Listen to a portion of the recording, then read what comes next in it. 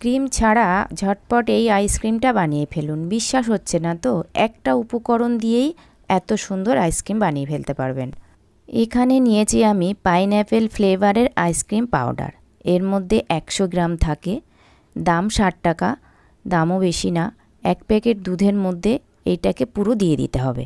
1 packet full cream দুধ নিয়ে একটু ফুটিয়ে নিয়েছি, এর মধ্যে আইসক্রিম পাউডারটা দিয়ে দিতে হবে।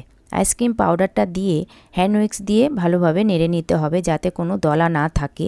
3 থেকে 4 মিনিট রান্না করলে একটা থকথকে হয়ে যাবে, তখনই ভাববেন এটা রেডি।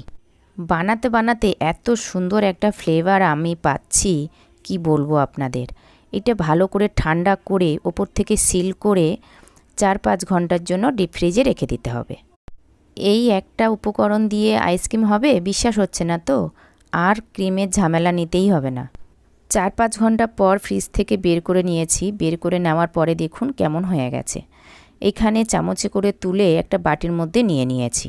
নিয়ে ইলেকট্রিক বিটার দিয়ে ঘুটিয়ে নিতে হবে। এইখানে খুব সাবধানে ইলেকট্রিক বিটার দিয়ে ঘুরিয়ে নিতে হবে। ইলেকট্রিক বিটার দিয়ে ঘোরানোর সময় বাটিটা নড়ে যাচ্ছিল বলে আমার ছেলে আমাকে একটু হেল্প করে দিয়েছে। 7 থেকে 8 মিনিট এভাবে বিট করে নিতে নিতে দেখবেন পুরো বাটিটা ভরে গেছে। কি মজা লাগছে না? ক্রিম ছাড়া এত সুন্দর আইসক্রিম হয়। দেখুন আমি ডিটেলসে দেখানোর চেষ্টা করেছি, সেমভাবে আপনারা করবেন, আপনাদেরটা এত সুন্দর হবে। এর থেকে আরও ভালোও হতে পারে। আইসক্রিমটা টিফিন বক্সে ভরে দিয়েছি, দেখুন পুরো টিফিন বক্স ভরে গেছে।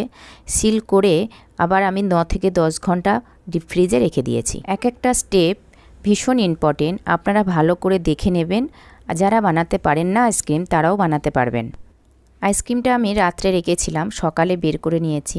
দেখুন আমি আইসক্রিমটা স্কুপ করছি, কত সুন্দর স্মুথভাবে স্কুপ হয়ে যাচ্ছে। অনেকে ক্রিম কিনে নিয়ে আসে, ক্রিম কিনে নিয়ে এসে বিট করতে পারেন না। আমি বলবো তাদের জন্য এই আইসক্রিম পাউডারটাই বেস্ট। এত সুন্দর আইসক্রিম যদি ঘরেই বানানো যায়, বানিয়ে নিজেরও মজা লাগবে, ছোট থেকে বড় সবাই মজা করে ঘরে খাবে। এই গরমে আইসক্রিম ছাড়া কোনো কথাই নেই কারোর মুখে। তাহলে আর চিন্তা কি, ঝটপট ঘরে আইসক্রিম বানিয়ে ফেলুন, বাচ্চাদের খুশি করুন। আমার এই আইসক্রিমের রেসিপিটা আপনাদের কেমন লেগেছে? আশা করি আপনাদের ভালো লেগেছে। ভালো লেগে থাকলে লাইক, কমেন্ট, শেয়ার করবেন, সাবস্ক্রাইব করে পাশে থাকবেন। আজ আসি, কাল দেখা হবে।